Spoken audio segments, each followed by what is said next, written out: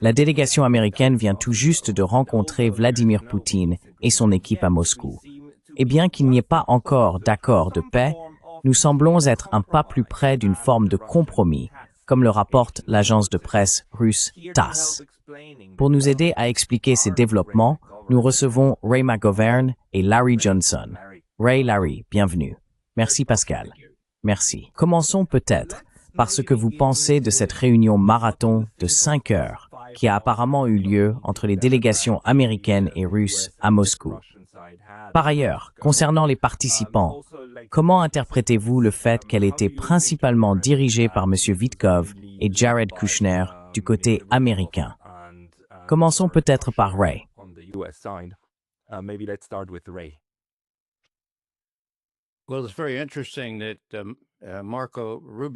Eh bien, c'est très intéressant que Marco Rubio ne soit pas là. Il a été écarté, tout comme les Européens, qui se sont montrés très opposés à ce genre de rapprochement, ou du moins à des négociations américano-russes sur cette question clé de l'Ukraine. Qui d'autre est présent? Eh bien, j'ai parlé de Witkoff et du fils. Enfin, pas son fils, bien sûr, mais le gendre, n'est-ce pas? Le gendre de Trump. Alors, Witkoff, qui est-ce? C'est un homme d'affaires dans l'immobilier et la finance, et il s'entend très bien avec Dmitriev, qui est l'homme de la finance du côté russe. Ils ont un peu discuté du potentiel d'une vaste expansion des relations économiques. Cela pourrait se produire, mais pas avant plusieurs années. Néanmoins, c'est sur la table, et ils savent que Trump s'y intéresse.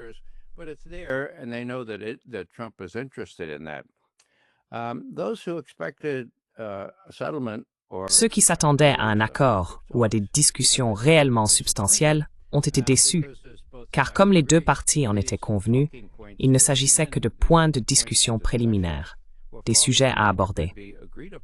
Eh bien, loin de tout ce sur quoi un accord aurait pu être trouvé, ce qui a réellement été convenu, c'est d'en reparler plus tard. Le point le plus important, c'est que les questions territoriales ont été abordées. Cela m'a surpris. C'est un des détails, mais comme Rubio lui-même l'a dit, c'est là le vrai grain de sable, les questions territoriales. Bien sûr que c'en est. Alors, quoi d'autre? Eh bien, je vais élargir un peu avant de conclure. Vous savez, j'aime parler du contexte de tout cela. Et le contexte, c'est que nous avons un, narcissique délirant comme président. Maintenant, si je devais remettre à Vladimir Poutine le rapport quotidien du président et qu'il me demande « Et Trump? Alors ?»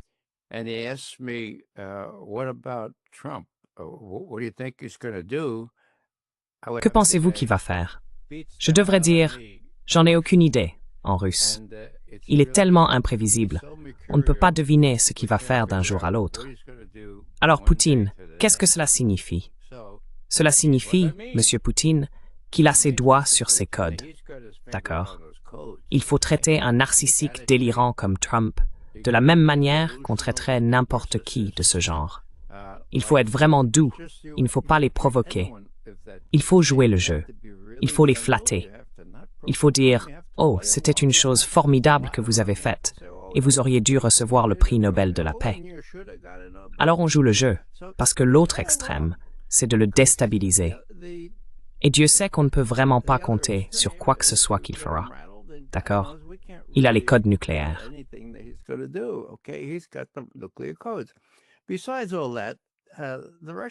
En dehors de tout cela, les Russes ont clairement fait savoir, depuis que Trump a pris le pouvoir, que Trump n'est pas Biden. D'accord? Ils parlent à Trump. Il y a certaines preuves que Trump est vraiment intéressé par un accord final sur l'Ukraine. Je crois qu'il l'est vraiment. Donc, encore 3 ans avec ce type. Comment allons-nous gérer cela? C'est un peu comme, oui, comme des porcs épics qui s'accouplent dans la jungle. Vous savez qui s'accouplent très prudemment, n'est-ce pas? C'est ainsi qu'il faut traiter Trump. Et je pense que, puisque les Russes sont en train de gagner en Ukraine et que Poutine est pressé, ce qu'il faut vraiment expliquer, c'est pourquoi Trump est lui aussi si pressé. Nous pourrons en parler plus tard. J'ai quelques théories à ce sujet, dont une un peu inhabituelle. Je vais m'arrêter là. J'espère que cela aide. Oui. Alors Larry, comment interprètes-tu cela? J'ai l'impression qu'on est en train de converger vers quelque chose de viable, non?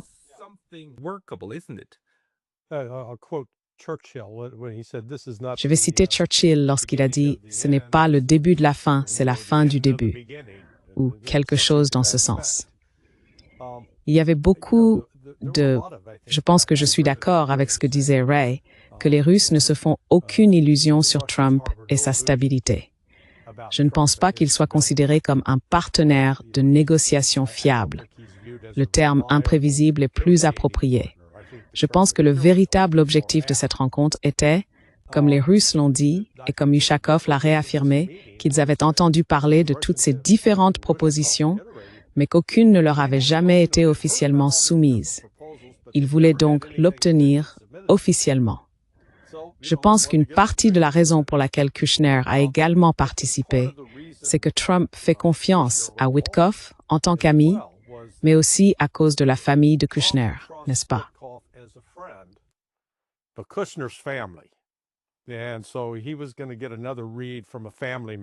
Et donc, il allait obtenir un autre point de vue d'un membre de sa famille sur ce qui se passait.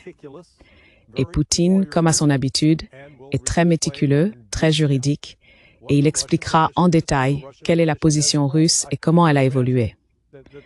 J'imagine qu'il y a même peut-être une petite leçon d'histoire de la part de Poutine. Vous savez, il adore faire ça. C'était donc en quelque sorte le début des négociations sur des sujets comme le nombre de troupes que l'Ukraine pourrait avoir, ou encore si la Russie était réellement intéressée à réintégrer le G7 pour redevenir le G8. Je veux dire, si vous avez écouté la conférence de presse de Poutine au Kremlin la semaine dernière, au Kazakhstan, lorsqu'on lui a posé une question sur le G7, il a essentiellement répondu « Vous plaisantez, j'espère ». He basically said, "You gotta be kidding me. No, we're not gonna do that.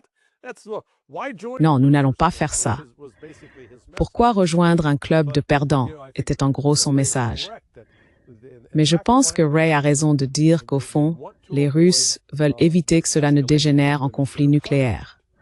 Donc, ils sont maintenant revenus en arrière. Trump a fait 2 ou 3 choses avant cette rencontre. Il a suspendu, m'a-t-on dit, toute aide militaire à l'Ukraine. Il l'a vraiment coupé. Le matériel déjà en cours d'acheminement, il ne l'a plus envoyé. Donc, vous savez, je pense qu'en ce moment, il pose les bases des véritables négociations.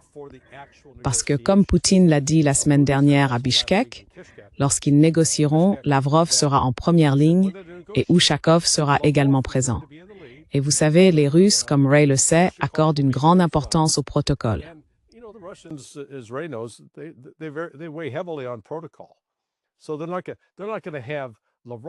Donc, ils ne vont pas faire asseoir Lavrov avec un sous-fifre de 2e ou 3e rang. Tu sais, ce devrait être Rubio qui s'en charge. Maintenant, est-ce que Rubio va essayer de saboter le processus? Parce que je pense que Ray a raison de soulever la question. Je ne suis pas sûr que Trump ait beaucoup de confiance en lui. Mais il est aussi en train de faire ce que personne n'a fait depuis Henry Kissinger, porter les 2 casquettes de secrétaire d'État et de conseiller à la sécurité nationale. Donc, dans ce processus, tout le monde espère qu'ils pourront parvenir à un accord et le signer d'ici Noël. Eh bien, ne te fais pas trop d'illusions. Cela pourrait prendre entre 6 mois et 1 an. Et en attendant, l'offensive russe prend de l'ampleur et pourrait rendre les négociations caduques.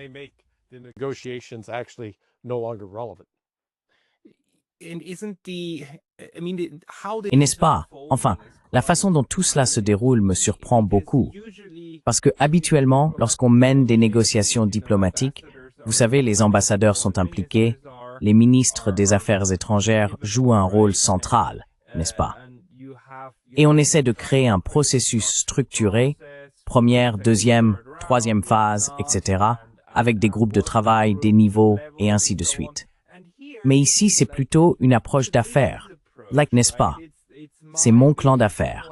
Et d'une certaine manière, les Américains semblent avoir convaincu les Russes de jouer le jeu et d'envoyer leurs hommes d'affaires, parce qu'une grande partie de tout cela a aussi été menée par un homme d'affaires. Comment s'appelait-il déjà? Kirill Dmitriev. Kirill Dmitriev. C'est assez... Je me demande ce qu'ils en pensent. Je veux dire, surtout du côté russe, parce qu'en un sens, ce que l'on veut, ce sont des garanties que tout ce qui sera négocié sera effectivement mis en œuvre. Exactement. Donc, il faut une adhésion institutionnelle. Ray, qu'en penses-tu? Quelle est la stratégie russe dans cette situation?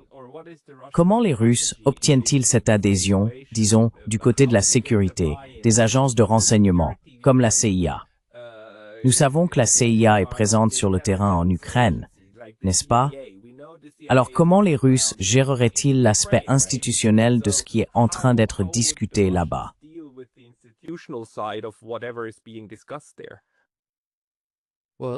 Eh bien, en ce qui concerne le processus, je n'aimerais vraiment pas être le PDG de cette entreprise. Quelle entreprise? De l'entreprise américaine ici. Ce n'est même pas conforme aux pratiques commerciales habituelles. Et les Britanniques ont leur manière de dire ce n'est pas convenable. Ce n'est pas convenable. C'est inconvenant en fait. Eh bien, bien sûr que ça l'est. Mais c'est Trump. Il est imprévisible. Mais ça n'a pas d'importance. Les Russes préféreraient-ils une approche plus ordonnée, plus directe? Bien sûr que oui, et ils l'ont dit. Mais ils traitent avec Trump tel qu'il est. Et ils voient en lui une certaine souplesse. Et vous savez, il semblait que c'était vers la mi-octobre que des gens comme Kellogg et d'autres faucons disaient à Trump, « Écoute, l'Ukraine peut encore gagner cette affaire. » Et les Russes s'effondrent. Leur économie est juste, oh, ils sont en train de perdre.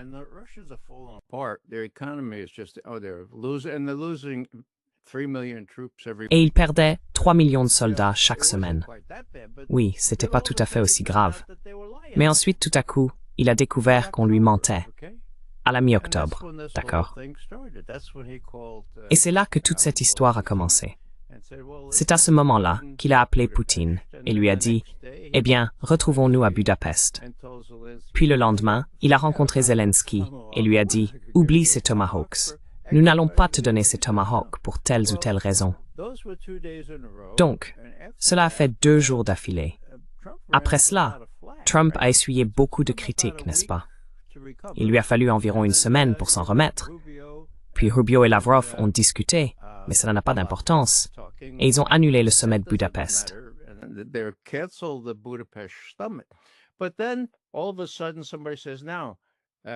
Mais alors, tout à coup, quelqu'un dit « Bon, Donald, que dirais-tu d'imposer de vraies sanctions sévères contre Lukoil, contre Rosneft? » Oui, ça fera l'affaire. Alors, il dit « D'accord. Maintenant, il y a des communications en sous-main, n'est-ce pas? Mon idée, c'est que quelqu'un de raisonnable, peut-être même Trump lui-même, a communiqué aux Russes « Écoutez, je dois faire ça. Ça ne va pas vraiment vous nuire. » Les sanctions, même, comment s'appelle-t-il? Mnuchin, le secrétaire au Trésor, dit qu'elles n'ont plus d'importance. Nous allons faire ça. Mais le lendemain, moi, Vladimir Poutine, j'enverrai Dmitriev à Miami pour parler avec Witkoff et Jared Kushner.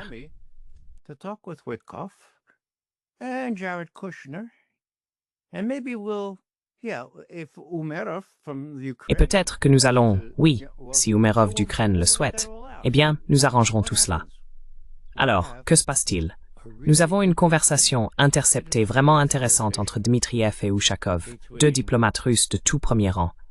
Mon Dieu, qui a divulgué cela? C'est un crime grave, peu importe qui l'a fait. Qui l'a recueilli? Eh bien, les suspects habituels, la National Security Agency ou le GCHQ en Grande-Bretagne. Mais vous savez, Dmitriev était en Arabie Saoudite. Cela pourrait être aussi simple qu'une mise sur écoute téléphonique. Les Saoudiens auraient pu le faire. Mais quoi qu'il en soit, c'était destiné à montrer comment toute cette affaire a commencé. D'accord. Et qu'est-ce que cela a révélé?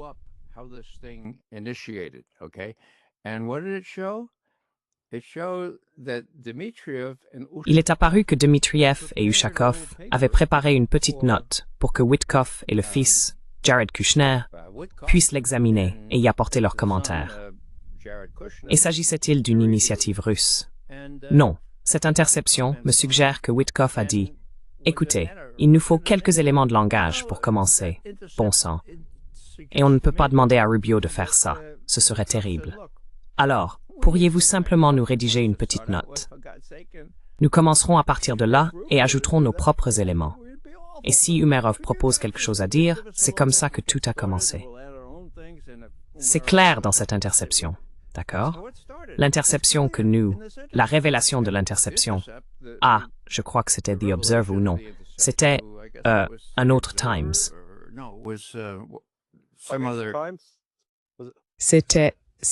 Je croyais que c'était le Financial Times ou The Economist. C'était l'autre, sur Bloomberg. Ils l'ont publié en entier, dans les deux langues. J'ai vérifié. La traduction anglaise était bonne. Ils voulaient s'aborder toute l'affaire, mais c'était sans complexe. Nous avons continué quand même. Donc je pense qu'il était alors clair que nous étions prêts à négocier.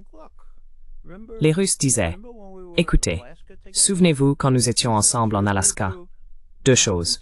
Vous aviez accepté de ne pas insister sur un cessez-le-feu immédiat et d'empêcher Zelensky et ses Européens de saboter toute l'affaire. Maintenant, vous ne l'avez pas fait. Allez-vous le faire ou non? » Et c'est à ce moment-là, à mon avis, que Trump a compris qu'il s'était fait avoir par des types comme Kellogg et Rubio.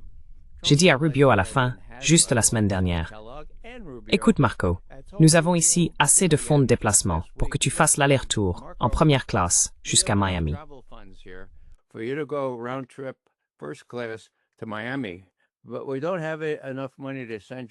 Mais nous n'avons pas assez d'argent pour t'envoyer à Moscou pour les négociations où vont Steve et Jared.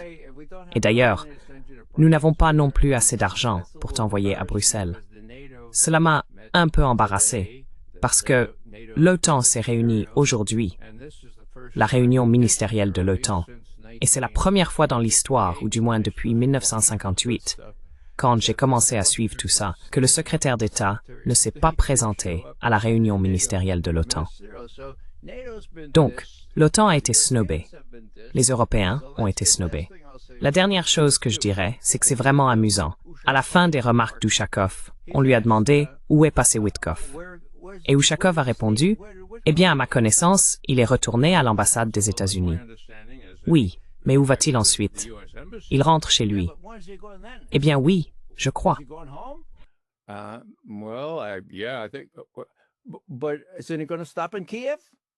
Mais va-t-il s'arrêter à Kiev? C'était la question du journaliste. Et Ushakov a répondu que non.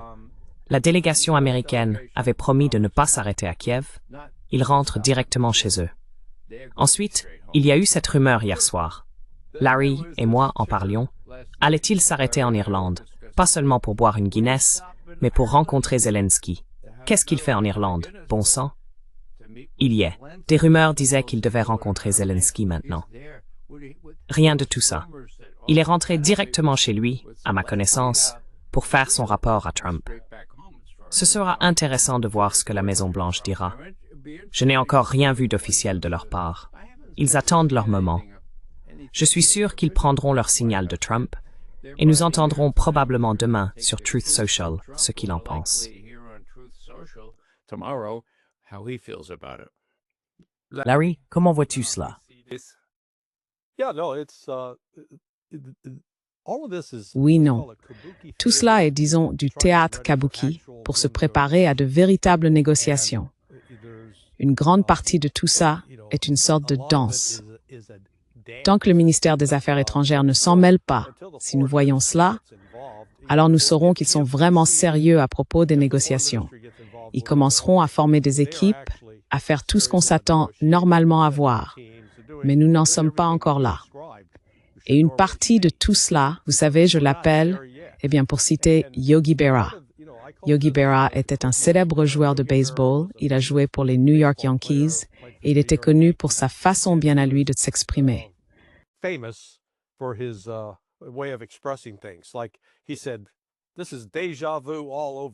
Comme il l'a dit, c'est du déjà-vu.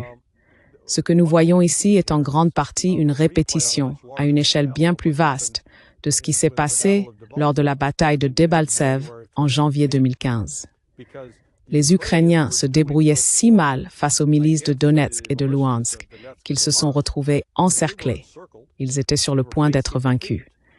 Et là, Angela Merkel et François Hollande, alors président de la France, se sont montrés très motivés. Merkel est allée à Moscou et a convaincu Poutine de signer Minsk II, et ils ont sauvé les Ukrainiens. Comme Merkel l'a admis en décembre 2022, et Hollande l'a soutenu en disant « Oui, oui, c'est vrai, elle a raison », c'était entièrement une manœuvre.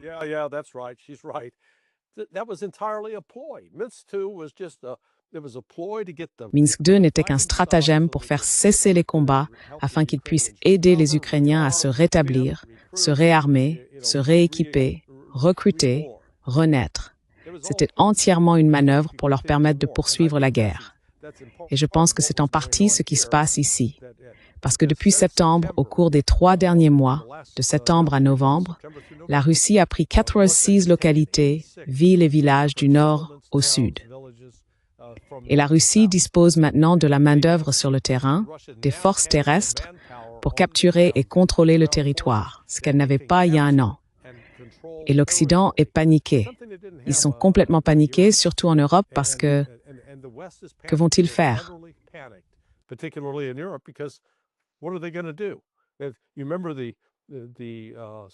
Vous vous souvenez de la proposition des Européens. D'accord, ce plan de paix en 28 points pour Trump.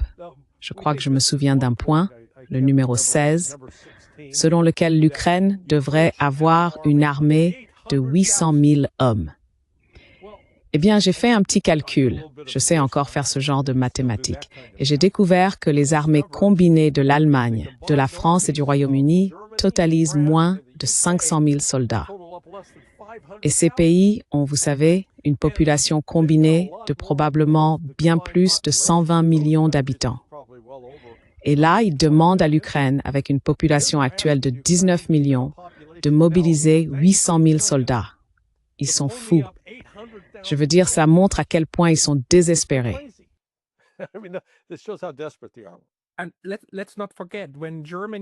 Et n'oublions pas que lorsque l'Allemagne a été réunifiée dans le cadre du format 2+4, les Allemands ont été autorisés à maintenir 370 000 ou 380 000 soldats au total, n'est-ce pas?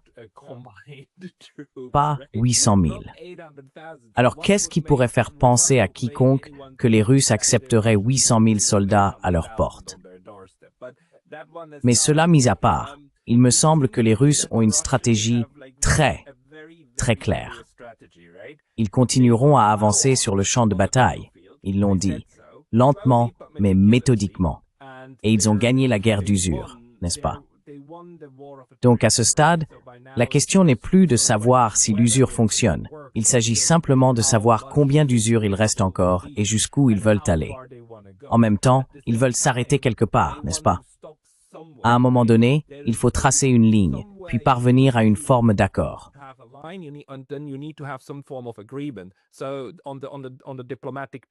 Sur le plan diplomatique, ils suivent la voie que l'administration Trump souhaite emprunter pour mettre cela en œuvre. Probablement, comme le dit Ray, pour plaire à Trump et au moins ne pas manquer cette échéance. D'accord.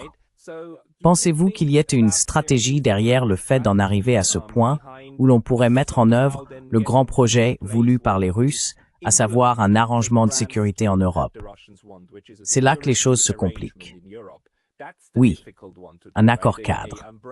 S'arrêter en Ukraine et diviser le territoire est une chose, mais parvenir à un accord de sécurité en est une autre.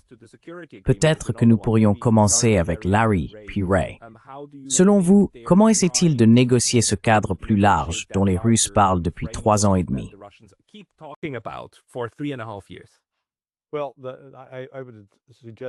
Eh bien, je dirais que l'Europe et les États-Unis sont en train de divorcer, ou du moins de traverser une séparation à l'essai. Et Ray avait raison.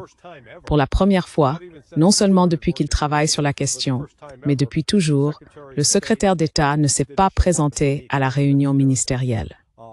Et si les rapports sont exacts et que Trump a coupé le flux d'aide à l'Ukraine, alors on obtient l'histoire de la corruption. Cette histoire a vraiment pris de l'ampleur et la question de la corruption est bien plus vaste que les 100 millions de dollars rapportés. On parle de milliards, près de 50 milliards sur 360 milliards. out of 360 billion. Yeah, with a B. Oui, avec un B. Mais la question de la corruption est poussée par les Américains. Les Américains contrôlent le Naboo, donc c'est le camp américain qui dit « coupons-leur les vivres ». Oui, nous commençons à donner aux Ukrainiens une petite poussée vers le précipice, en leur disant « Hé, viens voir ça ». Puis on leur donne une petite tape et les voilà partis. Je pense que Trump, en lisant les sondages, a compris qu'il n'y a plus le même soutien massif qu'il y a 4 ans pour aider l'Ukraine. En fait, l'histoire de la corruption, à mon avis, est diffusée délibérément pour brouiller encore davantage les pistes. Parce que une chose qui n'est pas vraiment connue du grand public, enfin pas largement connue, c'est qu'au moins 23 membres du Congrès ont touché des millions de dollars. Je connais un sénateur républicain en particulier qui a reçu entre 16 et 17 millions et un sénateur démocrate en particulier qui en a reçu 23 millions. Donc cet argent, c'est celui que nous avons donné à Zelensky, qui est allé aux Ukrainiens.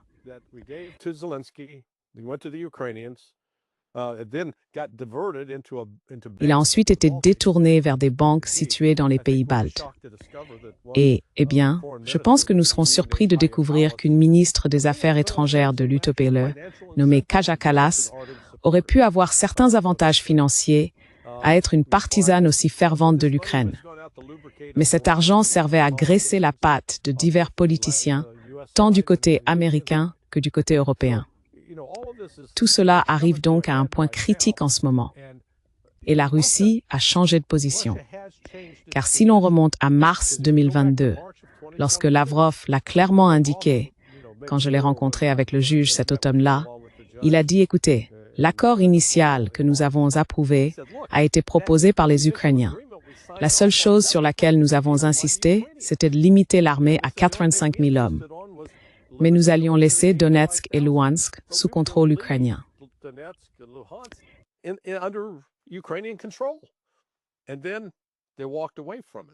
Et puis, ils s'en sont détournés. La phase suivante a donc été celle que Vladimir Poutine a exposée devant le ministère des Affaires étrangères le 14 juin 2024. Il a déclaré « Très bien, nous gardons les 5 provinces, les anciennes provinces. Elles font désormais partie de la Fédération de Russie. L'OTAN doit absolument partir. Vous allez devoir réduire vos forces armées et organiser des élections. » Car, comme Poutine l'a répété à de nombreuses reprises cette semaine, Zelensky et son groupe sont une bande criminelle. Ils n'ont aucune légitimité pour négocier. Et il en va de même pour Zelensky, à moins qu'il n'y ait de véritables élections authentiques. La Russie n'a personne avec qui négocier du côté ukrainien. C'est donc là qu'intervient l'option militaire.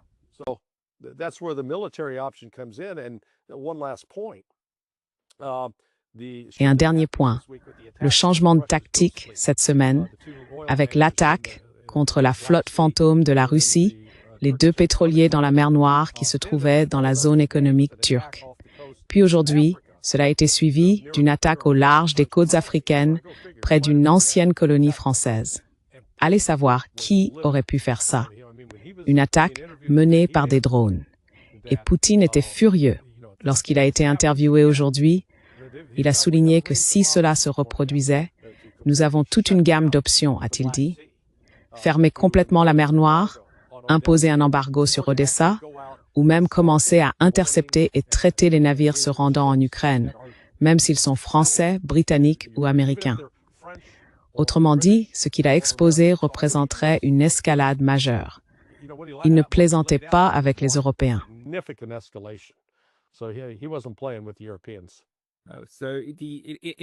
En un sens, tout ce théâtre kabuki, comme tu l'as dit, continue, mais aussi sur le terrain. Je veux dire, attaquer ce pétrolier ne va pas changer la guerre, pas du tout. Ray, penses-tu que cela joue un rôle dans ce qui se passe sur le plan diplomatique?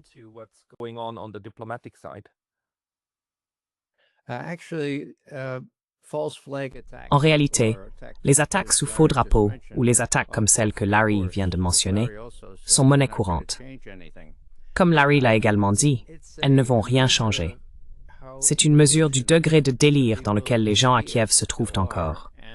Ils pensent qu'ils peuvent encore être soutenus par des Européens qui n'ont ni armes, ni argent, ni véritable dynamisme pour appuyer leur soutien. Pour moi, la question est de savoir combien de temps il faudra aux Européens pour comprendre que la partie est terminée. Ils ont été mis de côté, tout comme Rubio et Kellogg, et tout comme Zelensky. Il y a donc beaucoup de choses qui ont été évoquées dans la conversation ici.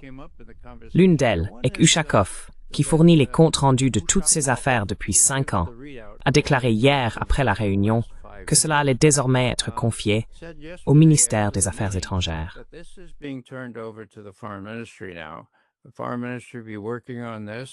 Le ministère des Affaires étrangères va travailler sur cette question. Et donc, Larry, tu as fait une bonne remarque en disant que le ministère des Affaires étrangères a été quelque peu marginal. Mais maintenant, du moins selon Ushakov, nous devrions savoir que le ministère des Affaires étrangères travaille d'arrache-pied pour essayer de faire avancer les choses et peut-être même organiser un sommet si les conditions le permettent. C'est une chose. En ce qui concerne Ushakov, je l'ai regardé hier soir et cela m'a rappelé quelque chose de très pertinent ici. Cela a à voir avec ce que Larry a dit à propos des tromperies de Minsk, où, comme Larry l'a mentionné, Hollande et Merkel ont admis que c'était simplement pour donner aux Ukrainiens le temps de se préparer, de s'armer et d'être entraînés par les forces de l'OTAN. Et maintenant, regardez-les, ils sont prêts, n'est-ce pas?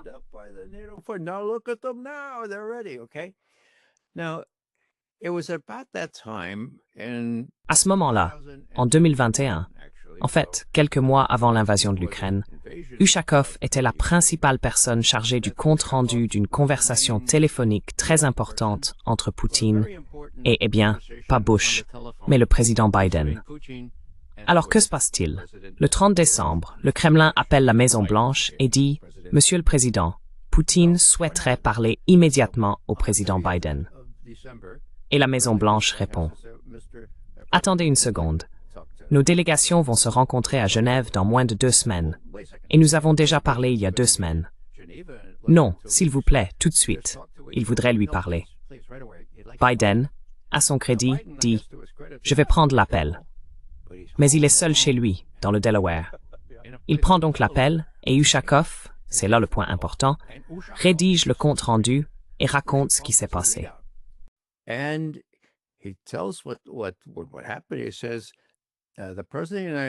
Il dit que le président des États-Unis a déclaré que Washington n'avait aucune intention de placer des missiles d'attaque offensifs en Ukraine. Wow, c'était important?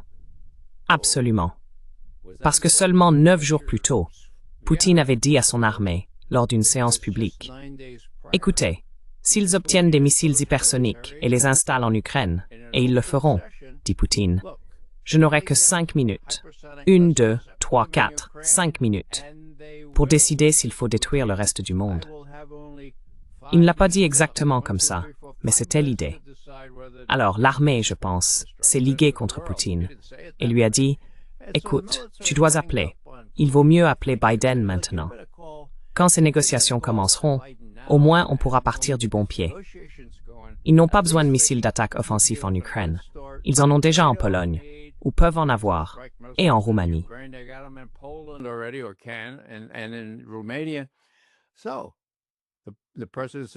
Alors, le président a dit « Cela me semble une bonne idée, Ushakov. » Le président a ajouté « Nous n'avons aucune intention d'installer des missiles d'attaque offensifs. » Ushakov était euphorique le lendemain, la veille du Nouvel An 2021. Mon Dieu, ils nous écoutent enfin. Ils reconnaissent enfin nos intérêts fondamentaux. Cela satisfait la plupart des dispositions du projet de traité que nous leur avons remis. Que se passe-t-il ensuite? Eh bien, lorsque les délégations américaines et russes se rencontrent à Genève le 12 janvier, Ryabkov, qui est vice-ministre des Affaires étrangères, rencontre Wendy Sherman, notre représentante, et il dit « Passons maintenant aux détails. C'était formidable, ce que Biden a promis. Développons cela ici. »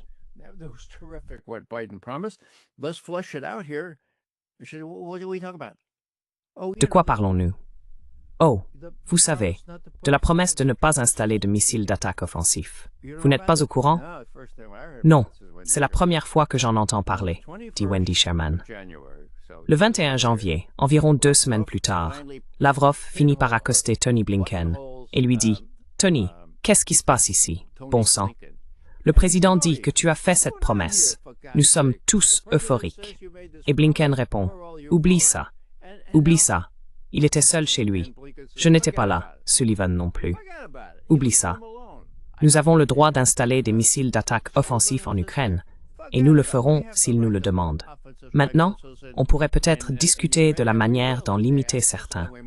Donc, d'accord. C'était le 21 janvier.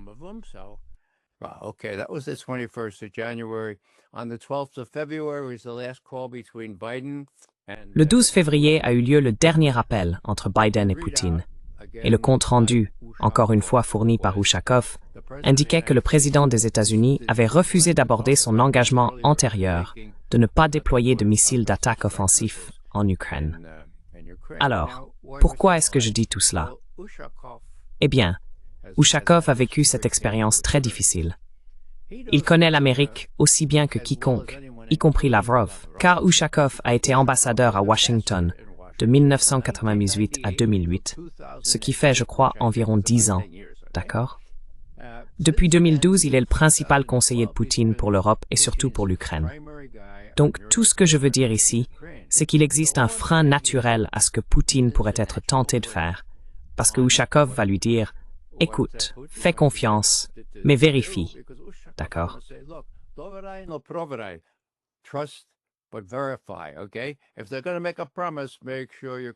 S'ils vont faire une promesse, assurez-vous que vous pouvez la vérifier. Donc il y a cet aspect naturel. Et j'ai pensé que ce serait pertinent en parlant d'Ushakov, qui a été très prudent avec son compte-rendu hier, tout en étant jovial, disant, eh bien, vous savez, ils nous ont promis qu'ils rentreraient directement chez eux. Eh bien, voyons ce qu'ils feront. Iront-ils à Kiev? Eh bien, ils nous ont promis qu'ils n'iraient pas à Kiev. Donc, vous savez, c'était vraiment une prestation magistrale de sa part. Et tout ce que je dis, c'est que quand on parle de compte-rendu, eh bien, Ushakov connaît les comptes rendus sur le bout des doigts, d'accord? Et il a eu une très mauvaise expérience. Ils ne vivront plus ce genre d'expérience tant qu'Ushakov sera encore là.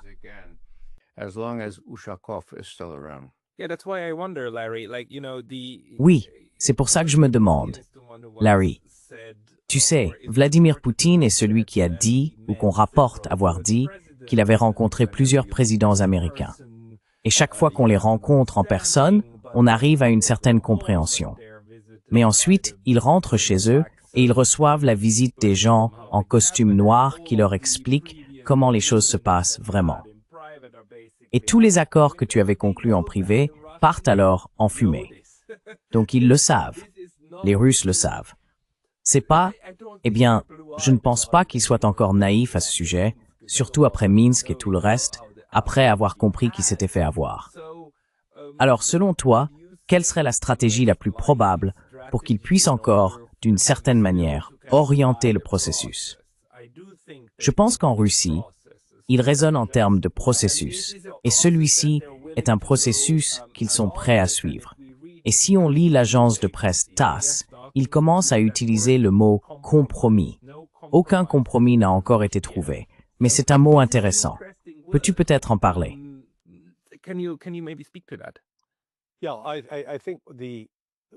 Oui, je pense que ce que les États-Unis pourraient chercher avec l'administration Trump, c'est, vous savez, le genre d'accord où disons que la Russie a ses 5 territoires.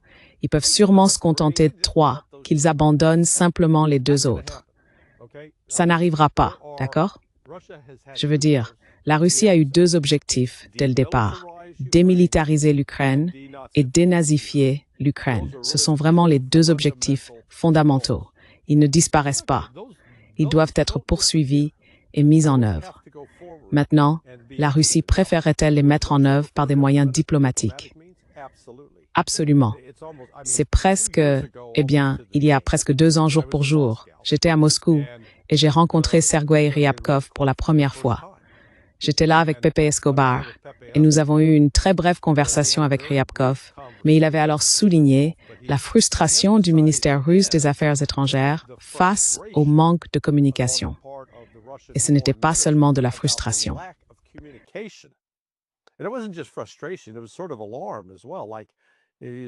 C'était en quelque sorte aussi un signal d'alarme. Comme il le faisait remarquer, pendant la guerre froide, nous communiquions. Lorsque l'Union soviétique fournissait des armes et du personnel pour combattre les Américains au Vietnam, nous communiquions. Nous négocions même des accords de contrôle des armements. Et il a dit que nous ne communiquons plus aujourd'hui. Cela a changé, n'est-ce pas? Les Russes veulent donc maintenir les lignes de communication ouvertes et évitent de prendre des mesures qui seraient délibérément insultantes. Mais en même temps, c'est pour cela que Poutine explique à la fois à Ryabkov et à Kushner. Voilà ce que signifie la démilitarisation et la dénazification, espérant que cela sera transmis à Donald Trump.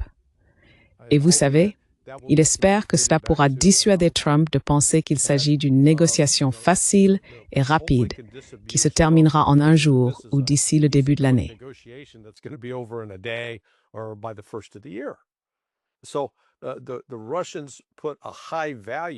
Les Russes accordent une grande importance à cette communication. Le problème du côté américain est, et je pense, Ray, que c'était l'un de ses points d'analyse fondamentaux lorsqu'il était à la CIA, responsable de l'analyse sur l'Union soviétique, qu'il faut écouter ce que disent les Russes. Ils ne sont pas du genre à raconter des histoires ou à enfumer les gens, et surtout quand ils disent tout la même chose, il vaut mieux en tenir compte. Cela veut dire quelque chose. C'est pourquoi je dis, écoutez Ushakov, écoutez Zakharova, écoutez Lavrov, écoutez Ryabkov, la liste est longue, et aucun des Russes ne dit quelque chose de différent. Il faut donc se dire que peut-être nous devrions les écouter.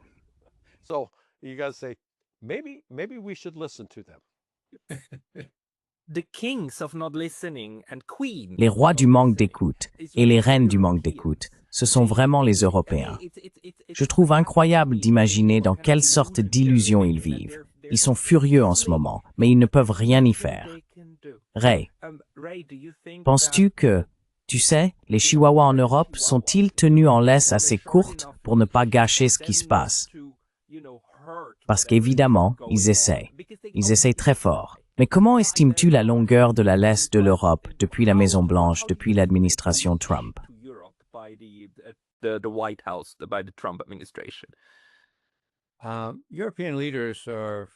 Les dirigeants européens sont dans une situation extrêmement difficile. Ils vont perdre. Ils seront évincés de leurs fonctions d'ici un an et demi. Ils ont donc un intérêt personnel à maintenir cette situation. Comment sont-ils censés dire à leurs électeurs « Oh, désolé, nous avons donné 60 milliards de dollars à ces gens, et ils les ont placés dans leur propre banque, et en plus, nous sommes en train de perdre. » Ils ne peuvent pas faire ça pour le moment. Je pense que la réalité finira par s'imposer à eux. Mais pour l'instant, les Européens ne sont pas seulement un grain de sable dans l'engrenage. Ils ont été écartés par Trump, et même par Witkoff et les autres, ainsi que par les Russes. Zelensky, il restera en place aussi longtemps qu'il sera utile.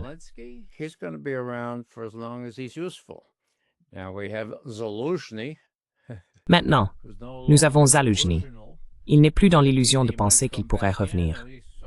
Et il l'a à peu près dit dans un article du Daily Telegraph, je crois que c'était il y a seulement 2 jours. Donc toutes ces choses doivent être réglées, et cela va prendre du temps.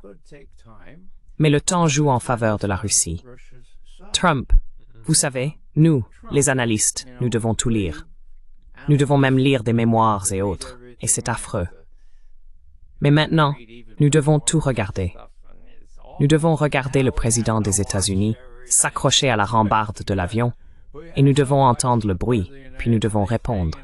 Et qu'est-ce qu'il dit? Il dit, eh bien, vous savez, combien de temps cela va-t-il prendre?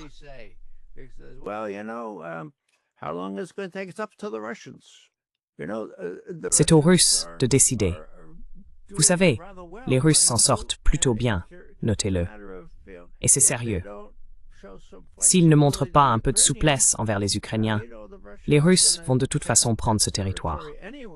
Donc c'est un choix entre perdre encore 50 000 ou 60 000 personnes dans le processus, ou conclure une sorte d'accord maintenant. Trump sait qui est en train de gagner, et c'est important, car il y a seulement 2 mois, il disait que l'Ukraine pouvait l'emporter.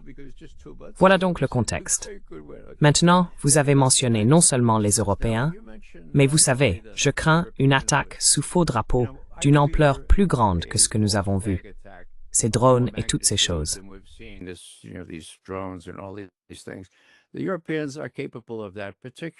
Les Européens en sont capables, en particulier les Britanniques. Ce serait donc le principal facteur qui pourrait tout faire capoter. Mais aussi, tu as mentionné l'État profond. Et je suis content que tu aies évoqué cette petite histoire à propos de Poutine lui-même, disant, tu sais, que le président reçoit la visite d'hommes en imperméable, avec leurs petites mallettes, n'est-ce pas? L'État profond. Maintenant, qui a révélé cette conversation interceptée entre Dmitriev et Ushakov? Cela devait être une agence d'État. Mes amis de la NSA m'ont assuré que cela ne pouvait venir que d'un organisme gouvernemental. Maintenant, si c'étaient les Saoudiens, eh bien, ils auraient pu le faire d'un simple coup de pouce.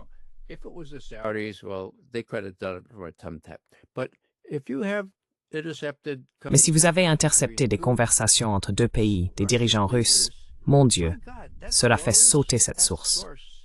Cette source a probablement coûté $1 trillion à développer. Et celui qui a fait cela, dans l'état profond, essayant de jeter le discrédit. Oh, regardez ça. Regardez ça. C'était Dmitriev et Ushakov. Ils ont préparé les 28 points. Rien que pour cette raison.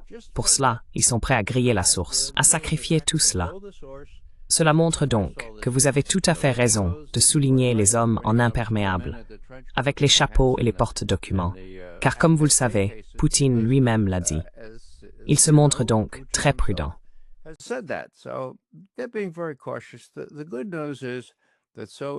La bonne nouvelle, c'est que Trump aussi pour l'instant.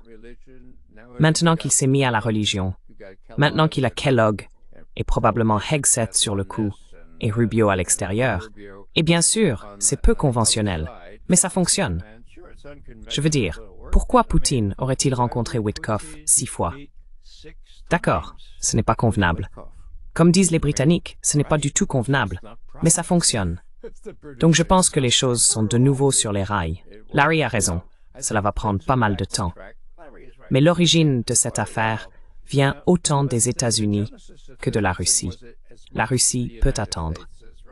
Tu as raison, Pascal, de souligner que les Russes veulent vraiment quelque chose de plus. Très bien. Pourquoi cette affaire a-t-elle pris 5 heures? C'est très clair.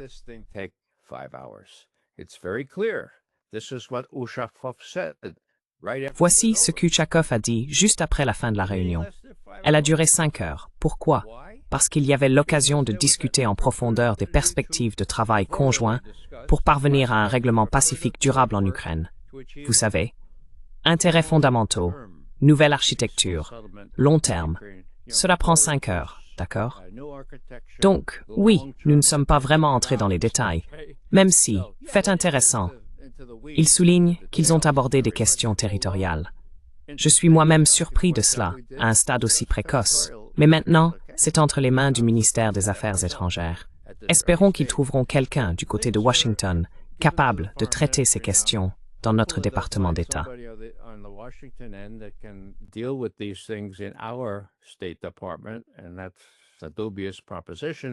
Et c'est une proposition douteuse. Mais l'autre chose que je mentionnerai, c'est que Poutine, le 22 septembre, a pris une décision majeure en déclarant « Écoutez, le traité New START sera caduc le 5 février. Nous pensons qu'il serait vraiment bon que nous respections les limites quantitatives de New START, le seul traité stratégique qu'il nous reste.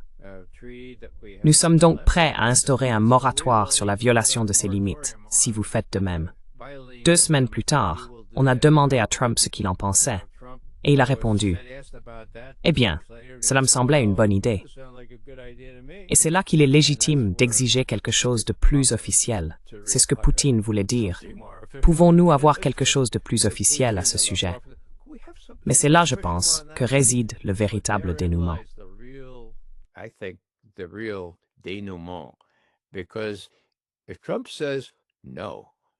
Parce que si Trump dit non, alors le 6 février, le lendemain, selon la loi, nos bombardiers seront équipés. Tous les B-52, ou du moins les plus sophistiqués, seront dotés d'armes nucléaires, car c'est ce qu'exige un acte du Congrès. Et nous plongerons dans un Far West nucléaire, confrontés à un régime de contrôle des armements sans contrainte. Les Russes attendent donc cela, et je dirais que ce sera le test décisif par excellence. Si Trump dit non, alors il est de mèche avec le complexe militaro-industriel et l'État profond. S'il dit oui, eh bien, peut-être qu'il aura assez de cran non seulement pour dire oui, mais aussi pour pousser en faveur du type d'accord que Poutine aimerait vraiment obtenir, plutôt que de devoir s'emparer de la majeure partie du reste de l'Ukraine, ou même de se contenter d'en avoir la moitié.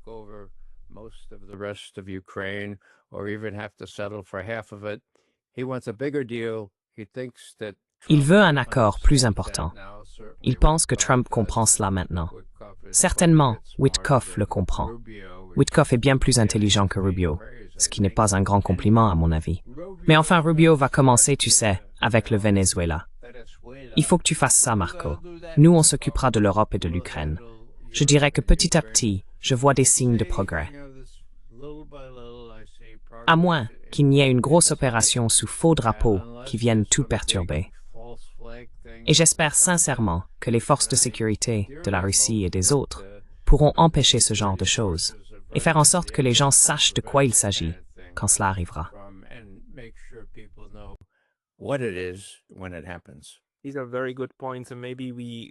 Ce sont de très bons arguments.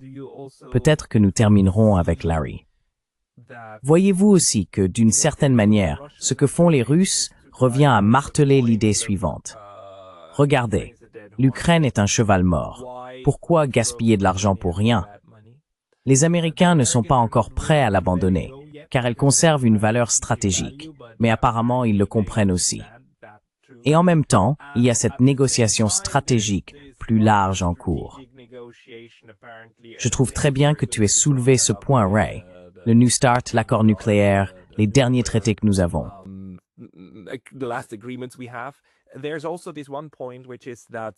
Il y a aussi ce point, à savoir que les États-Unis ont désormais le droit de stationner et de gérer 15 bases militaires en Finlande et 17 en Suède.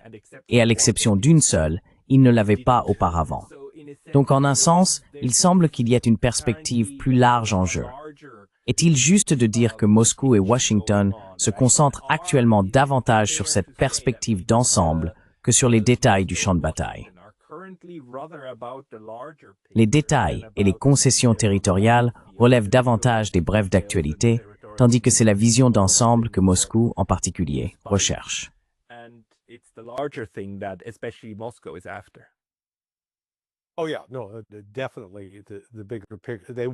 Oh oui, non, absolument.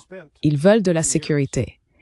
Ils ont passé 30 ans à observer l'expansion de l'OTAN, à voir l'OTAN mener des formations offensives pour l'Ukraine, notamment dans le domaine de la cyberguerre. Vous savez, la plupart des exercices de l'OTAN sont présentés comme défensifs par nature. Mais je me souviens avoir vu sur le site de l'UQOM qu'ils enseignaient la cyberguerre offensive. Oui, ils ont utilisé le mot « offensive ». Quand on prend du recul et qu'on réalise que l'Ukraine, le commandement européen des États-Unis et l'OTAN ont mené plus d'exercices en Ukraine, avec l'Ukraine comme partenaire, que 24 des autres véritables membres de l'OTAN. Réfléchissez à cela.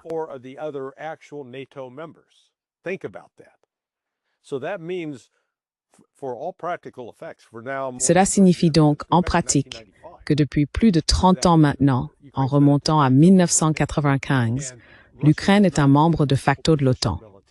Et la Russie n'était pas en position, ni militairement, ni technologiquement, ni économiquement, avant 2022, de pouvoir enfin se lever et dire « D'accord, cela va s'arrêter ». Et au fond d'eux-mêmes, je suis sûre qu'ils pensent qu'ils veulent encore entretenir une relation positive avec l'Occident, en particulier avec les États-Unis. Mais lors de ma récente visite à Moscou, j'ai passé environ 3 jours avec Sergei Karaganov. Karaganov est un fervent défenseur de l'idée que l'avenir de la Russie ne se trouve pas à l'ouest, mais à l'est.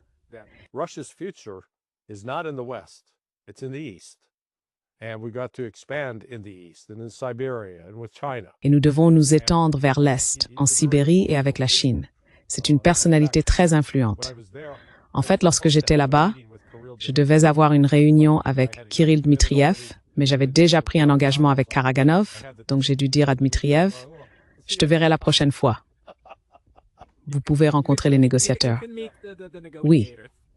Mais oui, je pense que Ray a tout à fait raison. La Russie elle regarde la situation dans son ensemble. Mais elle reconnaît aussi que l'Europe est une force malveillante. Heureusement, elle n'a pas le pouvoir qu'elle croit avoir. Ils veulent traiter avec l'Europe sur un pied d'égalité, mais les Européens refusent de coopérer. Ils sont pires qu'un adolescent boudeur.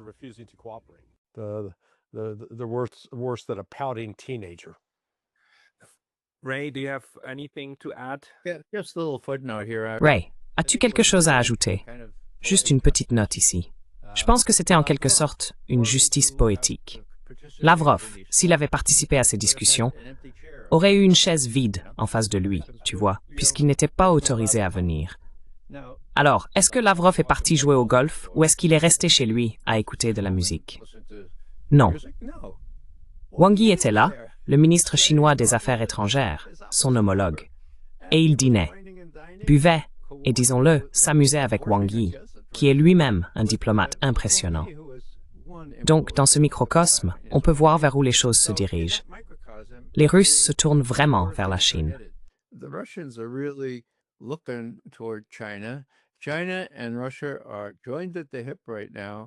La Chine et la Russie sont aujourd'hui étroitement liées. C'est le c'est le bouleversement tectonique dans les relations, la corrélation des forces. 2 contre 1, bon sang. Il faudra encore un peu de temps pour les États-Unis. Et je pense que le dernier point, c'est cette cérémonie du jour de la libération, la victoire sur le Japon, à Pékin, où des représentants de la moitié du monde étaient présents. Aucun occidental, pour ainsi dire. Non, non. Comment s'appelle-t-il déjà Trump? J'ai un trou de mémoire. Trump. Il n'était pas là. Je pense que c'est en partie pour cela que j'ai dit, mon Dieu, c'est terrible. Vous m'aviez dit que nous étions le pays le plus puissant du monde.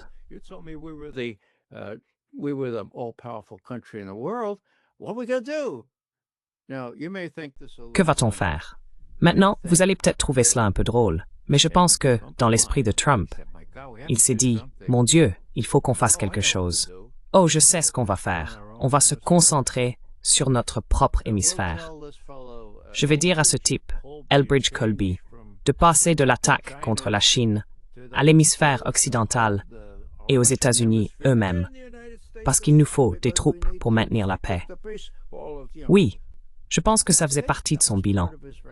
Et il y a un parallèle dans le passé sur lequel je ne vais pas m'attarder, mais pourquoi les États-Unis ont-ils choisi d'envahir la Grenade? Parce qu'ils venaient de perdre 241 Marines à Beyrouth. Voilà, il y a cet élan de vouloir montrer à quel point on est dur.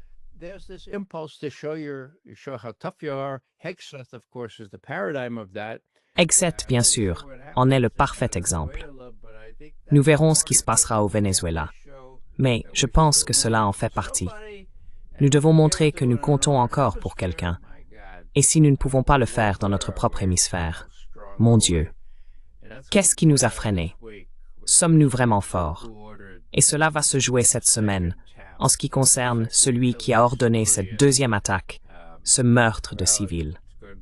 Eh bien, cela va être intéressant, car les membres du Congrès n'auront jamais la véritable histoire.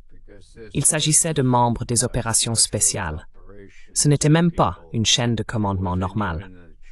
Ces gens ont leurs propres secrets qu'ils ne partagent avec personne, parfois même pas avec le président des États-Unis.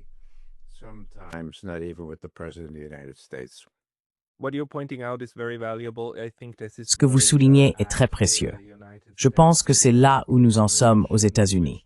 Au lieu de tuer des Russes, ce qu'ils ne peuvent plus faire, ils vont tuer quelques pêcheurs dans les Caraïbes, ce qui est encore possible, juste pour montrer ce dont ils sont capables. Et les Russes, vous savez, bien que les Européens pensent qu'ils se retrouvent face à face avec eux, il s'avère que les Russes veulent maintenant simplement sécuriser l'arrière avant d'avancer vers l'avenir asiatique, qui existe clairement. Et la question est simplement de savoir comment s'assurer qu'ils ne vous mordent pas de temps en temps. Donc je pense que c'est là où nous en sommes. Ce fut une discussion très fructueuse. Ray McGovern et Larry Johnson, merci beaucoup pour votre temps aujourd'hui. Merci infiniment. Thanks so much, Pascal.